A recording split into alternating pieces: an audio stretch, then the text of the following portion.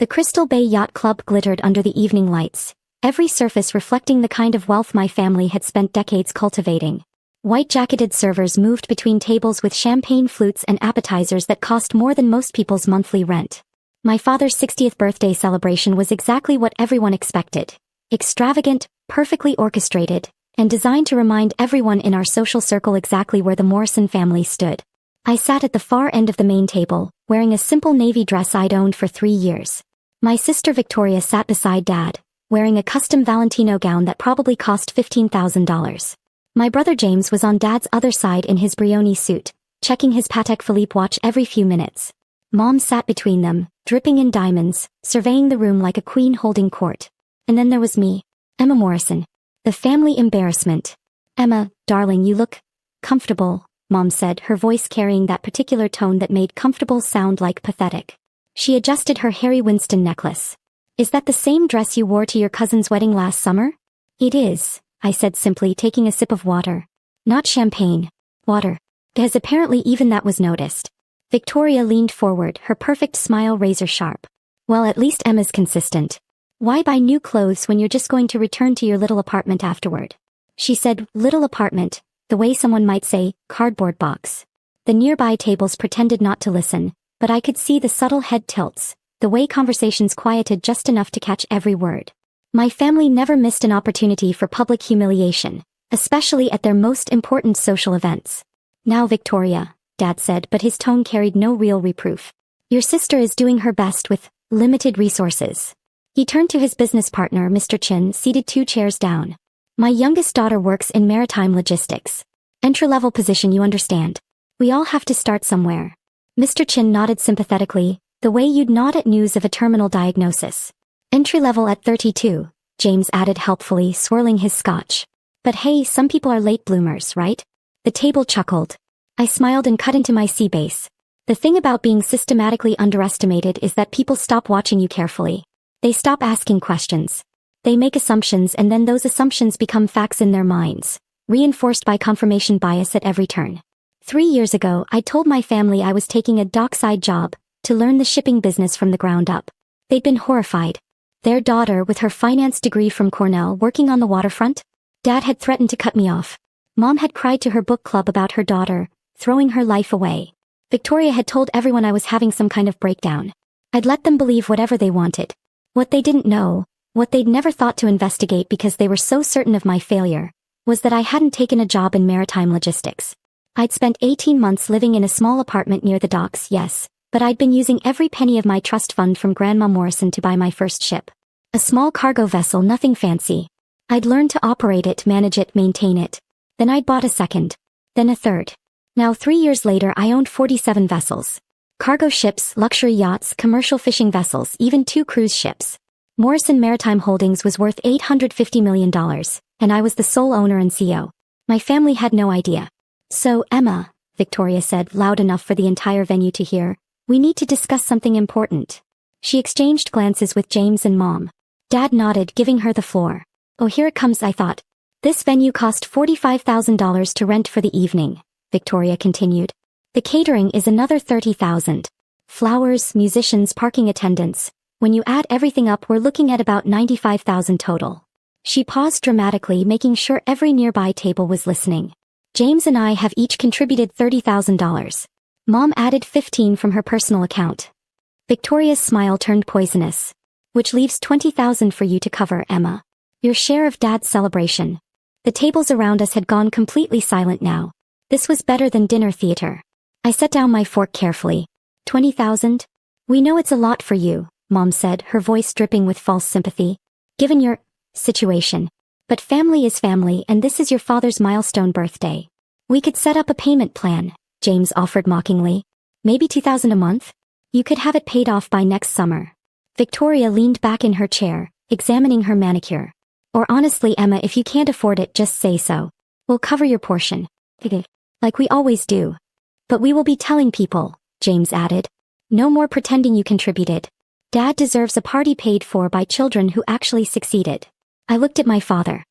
He met my eyes with something between pity and disappointment, the same expression he'd worn for 3 years every time he looked at me. "Emma, sweetheart," he said gently, No one expects you to have that kind of money lying around.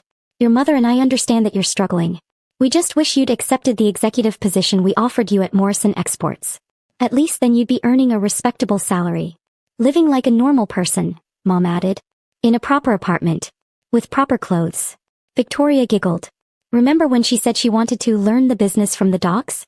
I told my friends she was probably dating some sailor and too embarrassed to admit it. The table erupted in laughter. Even Dad chuckled. I took another sip of water, letting the moment wash over me. Part of me, a small petty part, was enjoying this, because in approximately 90 seconds, their entire world was going to shatter. I appreciate your concern, I said calmly, but I can cover my share. Victoria's eyebrows rose. Really? You're going to drain your entire savings account for this? Something like that, I said. Oh, Emma, Mom sighed. You don't have to pretend. We know you're barely scraping by. Mr. Wellington saw you at the grocery store last month using coupons. Coupons? Victoria shrieked with delight. Oh my God, I forgot about that. Our sister. Using coupons. There's no shame in being frugal, Dad said, but his tone suggested he absolutely believed there was shame in it. Though perhaps. He stopped mid-sentence. The entire restaurant's attention shifted toward the entrance, where Michael Torres, the general manager of Crystal Bay Yacht Club, was walking purposefully toward our table. Michael didn't walk to tables during events. He supervised from his office. The fact that he was here now in the middle of dinner service meant something important was happening. Behind him walked Captain Richard Stevens, the harbor master, and two other men in the crisp white uniforms of yacht crew. My heart rate didn't change. I'd been expecting this. I'd actually arranged it for 8:47 p.m. precisely, which was, I checked my simple Timex watch. Right now? Good evening, Mr. Morrison, Michael said, nodding politely to my father. My apologies for the interruption during your celebration. Not at all, Dad said, slightly confused but pleased to be acknowledged by management. Is everything all right? More than all right, Michael said. Then he turned to me. His entire demeanor shifted, becoming formal, respectful. Ms. Morrison, I apologize for interrupting your family dinner, but we have an urgent matter requiring your signature. The table went still. Your signature? Victoria said. Why would Emma? Michael continued as if she hadn't spoken, pulling an iPad from the leather portfolio he carried. Your new acquisition, the 180-foot superyacht Meridian, arrived this afternoon. Captain Stevens needs your authorization to proceed with the crew boarding and system checks. Additionally, your fleet coordinator called about the cargo vessels docking in Singapore. There's a customs question that requires owner approval. I watched my father's face. He'd gone pale. I'm sorry, James said slowly. Did you say fleet? Michael glanced at him briefly, then back to me. Sir. Ms. Morrison's maritime fleet. 47 vessels currently in operation across 16 countries. Mom's wine glass tilted in her hand. Red wine began dripping onto the white tablecloth. She didn't notice. Captain Stevens stepped forward, extending his hand to me. Ms. Morrison, it's an honor to finally meet you in person. I've been managing your Pacific operations for 8 months now, but we've only communicated via video conference. Your business acumen is remarkable. I shook his hand. Thank you, Captain. And yes, approve the Singapore customs release. The documentation is all in order. As for the Meridian, I'll come by after dinner to sign off on everything.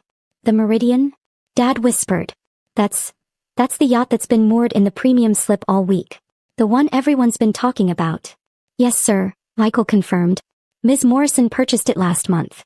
It's valued at approximately $32 million. A beautiful vessel. Victoria made it sound like a dying animal. And you said, 47 vessels? Mr. Chin spoke up, his business mind engaging despite his shock. What's the total valuation of the fleet?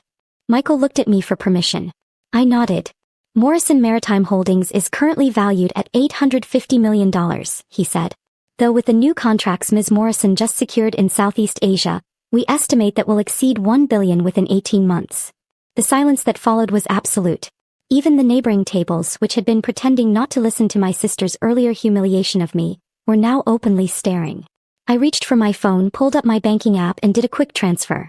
$20,000 from my personal checking account, which currently held $8 million, to the Crystal Bay Yacht Club's business account. There, I said calmly, showing the screen to Victoria. My share of the venue cost. Paid in full. Was there anything else we needed to discuss about my inability to contribute? Victoria's mouth opened and closed like a fish gasping for air. James had gone completely white. You own ships? An actual shipping company. Maritime Holdings, I corrected. Ships, yes, but also port facilities, cargo management, yacht charters, and commercial fishing operations. It's diversified. Mom was staring at me like I'd grown a second head. But, your apartment, your clothes, the coupons. I live simply because I prefer it, I said. Every dollar I didn't spend on designer clothes and penthouse apartments went into building my business.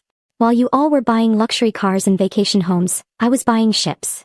Dad finally found his voice. Emma, why didn't you tell us? I looked at him for a long moment. Tell you?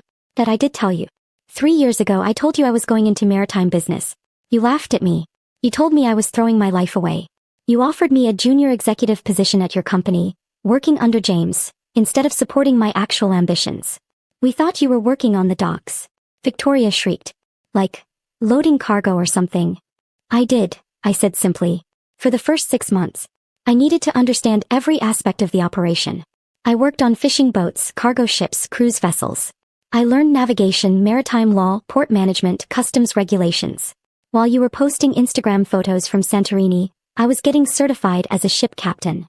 You're a ship captain? Mom breathed. Licensed to operate vessels up to 200 gross tons, I confirmed. Though I mostly hire professional captains now. I'm too busy running the business. Michael cleared his throat gently. Ms. Morrison, if you're finished with dinner, I can have your documents ready in the office. Your attorneys are also on video standby for the Singapore matter. Thank you, Michael. I'll be there in 10 minutes. I turned back to my family. If you'll excuse me, I have a fleet to manage. I started to stand, but Dad reached out, grabbing my wrist. Emma, wait. Please. I looked down at his hand, then at his face. For the first time in 3 years, he wasn't looking at me with disappointment. It was something else.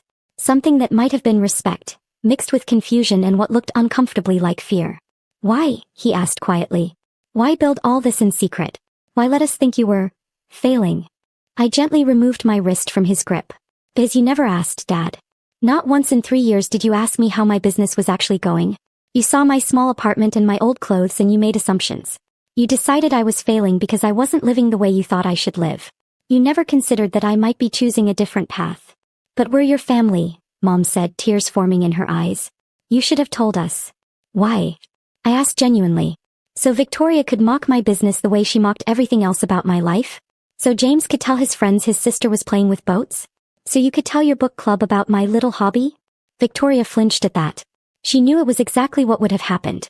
I built this without you, I continued, my voice steady and calm. Without your money, without your connections, without your approval. I built it with Grandma Morrison's trust fund, the only person in this family who ever actually believed in me, and 3 years of 18-hour days. Captain Stevens shifted slightly. 16-hour days actually, if I may correct you, Ms. Morrison. I've reviewed your logs. You're meticulous about rest periods for yourself and crew safety. I smiled at him. Thank you, Captain. You're right. Emma, James said, and for the first time ever, I heard something other than condescension in his voice. We had no idea. The things we said tonight were the same things you've been saying for 3 years, I finished. Tonight wasn't special. It was just louder and more public. You've been telling everyone who'll listen that I'm a failure. That I'm an embarrassment. That I'm barely scraping by. We were worried about you, Mom tried. No, I said firmly. You were embarrassed by me. There's a difference. If you'd been worried, you would have asked questions. Offered help. Tried to understand. Instead, you gossiped about me to your friends and used me as an example of what not to do at family gatherings. Mr. Chin spoke up again, his businessman's mind clearly churning. Ms. Morrison, I hope you don't mind me asking, but how did you secure financing for 47 vessels? Even with a trust fund, the capital requirements must have been enormous. Started small, I said. Bought one damaged cargo ship at auction for $300,000. Spent 4 months learning to repair it myself. Every system, every mechanical component. Then I ran it for a year, building capital and reputation. Banks don't usually lend to 30-year-old women with no maritime experience, but they will lend to ship captains with proven operational records and perfect payment histories. You fixed an entire cargo ship yourself? James asked, incredulous. With hired help for the major mechanical work, yes. I can overhaul an engine, repair hull damage, rewire electrical systems. I'm not as fast as a professional crew, but I know every inch of my vessels. I glanced at my watch again. And right now I need to go approve some contracts. Enjoy the rest of the party.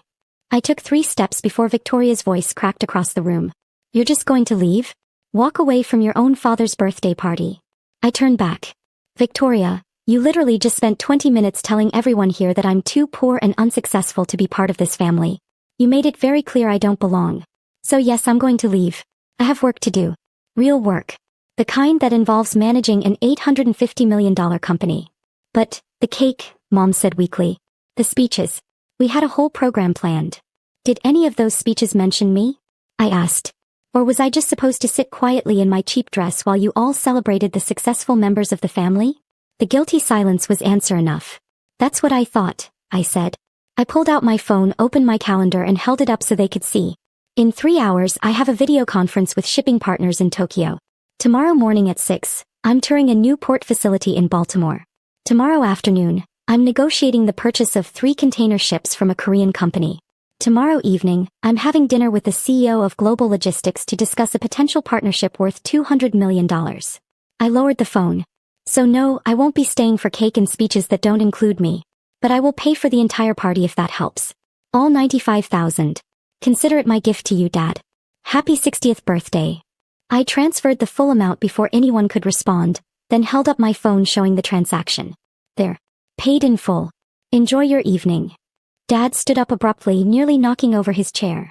Emma, please. Don't leave like this. Let's talk. Really talk. About everything. I studied his face. He looked older suddenly, the laugh lines around his eyes seeming more like worry lines now. Mom was crying openly. James looked shell-shocked. Victoria was staring at her lap, her earlier smugness completely evaporated. Okay, I said finally. Let's talk. But not here. Not at your party, surrounded by all your friends and business associates. If you actually want to understand my life and my choices, you can come visit me. Tomorrow. 9 a.m. I'll text you the address. Your apartment? Mom asked hopefully, clearly envisioning some kind of scene where she could swoop in and help me decorate or some other maternal gesture that would make her feel better. No, I said. My office. Morrison Maritime Holdings headquarters. I'll give you a tour of the operations center, show you the fleet management systems, introduce you to my executive team. You can see what I actually do all day instead of imagining me barely surviving in some efficiency apartment. Captain Stevens spoke up. If I may, Ms. Morrison, your 9 a.m. is the quarterly review meeting with your division heads. Perfect, I said. My family can observe. They'll get to see exactly how I run a 9-figure business. I looked back at Dad. Unless you're too busy? I know Morrison Exports has its own operations to run. Dad shook his head quickly. No, I'll be there. We'll all be there. He looked at Mom and my siblings. They nodded, still too stunned to do much else. Good. I turned to Michael. Lead the way to your office. Let's get these documents signed. As I walked away from the table, I heard Mr. Chen's voice, quiet but carrying in the silence. Morrison, you didn't mention your daughter owned the Morrison Maritime Holdings. I've been trying to get a meeting with their CEO for 6 months. Do you think, could you introduce me? I didn't hear Dad's response, but I could imagine his face. Michael's office was mercifully quiet after the chaos of the dining room. Captain Stevens had the paperwork ready, and my attorneys joined via video conference to review the Singapore customs matter. The issue was minor, a misclassified cargo code, and resolved within minutes. How did it feel? Captain Stevens asked as I signed the Meridian documents. How did what feel? Finally telling them. I've worked for you for 8 months and I've heard you on the phone with your family. The way they talk to you. He shook his head. It must feel good to finally show them the truth. I set down the pen. Honestly, I don't feel much of anything. I stopped needing their approval somewhere around month 6, when I successfully negotiated my 3rd ship purchase entirely in Mandarin with a Shanghai broker. You speak Mandarin? And Spanish and Portuguese and passable Japanese. You can't run a global maritime business if you only speak English. I signed the last page. The Captain Stevens, the Meridian is officially activated. Please ensure the crew completes all safety certifications by Monday. I want her ready for charter by next weekend. Already booked, he grinned. Tech CEO from Silicon Valley. 3-week Mediterranean cruise. $250,000. Excellent. That'll cover the maintenance costs for the fishing fleet. I stood, gathering my simple black purse. I should get back. At least to say a proper goodbye to Dad. When I returned to the dining room, the energy had completely shifted. The other guests were carefully not looking at our table, but I could feel their awareness, their whispered conversations. Dad was on his phone. Mom was dabbing at her eyes with a napkin. James and Victoria were having an intense whispered conversation that stopped the moment they saw me. I'm heading out, I said. Long day tomorrow. Dad stood immediately. Emma, I don't even know what to say. You don't have to say anything tonight, I replied. We'll talk tomorrow. 9 a.m. Don't be late. The quarterly review starts exactly on time. We'll be there, he promised. Then, hesitantly, Can I hug you? I let him. It was awkward. We hadn't hugged in 3 years and I realized I'd almost forgotten what it felt like. Mom stood next and wrapped me in one of her signature embraces, the kind she usually reserved for Victoria. I'm so sorry, she whispered. For everything. For not seeing. For not asking. Tomorrow, I said again. We'll talk tomorrow. James extended his hand formally. I've been a complete ass to you. For years. I'm sorry doesn't even begin to cover it, but I'm sorry. I shook his hand. Noted. Victoria was last. She stood but didn't approach, wrapping her arms around herself. I was horrible to you tonight. And before tonight. I don't expect you to forgive me. I don't forgive you, I said honestly. Not yet. Maybe not ever. But I'm willing to see if we can build something different going forward. If you actually want to. She nodded, tears streaming down her perfect makeup. I turned to leave, then paused. Oh, and Victoria, that dress is beautiful. The Valentino really suits you. But just so you know, my navy dress cost $45 on sale. I wore it tonight specifically because I knew you'd all mock it. I have a closet full of designer clothes at my penthouse downtown. I just don't care enough about impressing you to wear them. Her face went through about 5 different emotions in 3 seconds. See you tomorrow, I said and walked out of the Crystal Bay Yacht Club into the warm night air. My driver was waiting. A former Navy captain named Sarah who now managed my executive transport division. She opened the door of the modest black sedan I preferred for city driving. How did it go? She asked as we pulled away. About as expected, I said. They're coming to the office tomorrow. All of them. All of them. Sarah whistled. Your executive team is going to love that. Especially Marcus. He's been waiting 3 years to meet the family that called you a failure. Marcus Chin, no relation to Mr. Chin from dinner, was my chief operating officer and the first person I'd hired when Morrison Maritime grew beyond what I could manage alone. He was a 60-year-old industry veteran who'd taken a chance on a 29-year-old woman with big dreams and 3 ships. Tell Marcus to keep it professional, I said. This isn't about revenge or proving anything. It's about, I don't know, maybe giving them a chance to actually know me. You're more generous than I'd be, Sarah said. Maybe. Or maybe I was just tired of carrying the weight of their disappointment. Maybe I wanted to see if there was any possibility of a real relationship with my family, one built on who I actually was instead of who they thought I should be. My phone buzzed. A text from Dad. I'm proud of you. I should have said that 3 years ago. I'm sorry I didn't. I stared at the message for a long moment then typed back. See you at 9 a.m. Another buzz. Victoria this time. I've been jealous of you my entire life and I turned it into cruelty. I'm so sorry, Em. She hadn't called me that since we were kids. I didn't respond to that one. Some things needed to be said face to face if they were going to be said at all. Sarah dropped me off at my building, a converted warehouse in the Maritime District that I'd purchased and renovated 2 years ago. The ground floor housed Morrison Maritime's operations center. The top 3 floors were my private residence. Living above the shop, basically, but with floor-to-ceiling windows overlooking the harbor and a rooftop garden where I could watch my ships come and go. I rode the elevator up to my penthouse, kicked off my $45 heels and walked out onto the balcony. Below, the harbor glittered with lights. I could see the Meridian in her premium slip, all 180 feet of her gleaming white and chrome. Beyond her, my cargo vessels were lined up at the commercial docks. Massive ships that looked like floating cities. My phone rang. Unknown number but with a Tokyo country code. I answered in Japanese. Ms. Morrison? This is Tanaka-san from Pacific Shipping Consolidated. I apologize for the late call. Not at all, Tanaka-san. How can I help you? We've reviewed your proposal for the joint venture. My board is very impressed. We'd like to move forward. I smiled into the night air. The joint venture would add 12 more ships to my fleet and open up 3 new trade routes in Asia. Value, approximately $200 million over 5 years. I'm very pleased to hear that, I said. Shall we schedule a formal meeting to review terms? Yes. Also. He hesitated. My daughter is studying business at UCLA. She wants to work in maritime logistics. Would you consider offering her an internship? I'd be happy to review her application, I said. Have her send her resume to our HR department. She'll be honored. Thank you, Ms. Morrison. After we hung up, I stood on the balcony for another hour watching the ships and thinking about tomorrow. About whether my family could actually change. About whether I even wanted them to. Grandma Morrison's voice echoed in my memory. Build something that can't be taken away from you, Emma. Build something that proves your worth to yourself, not to anyone else. I'd done that. Built an empire from a single damaged ship and 3 years of relentless work. Built something that was entirely mine. Whether my family could accept me remained to be seen. But either way I'd be fine. I had ships to run,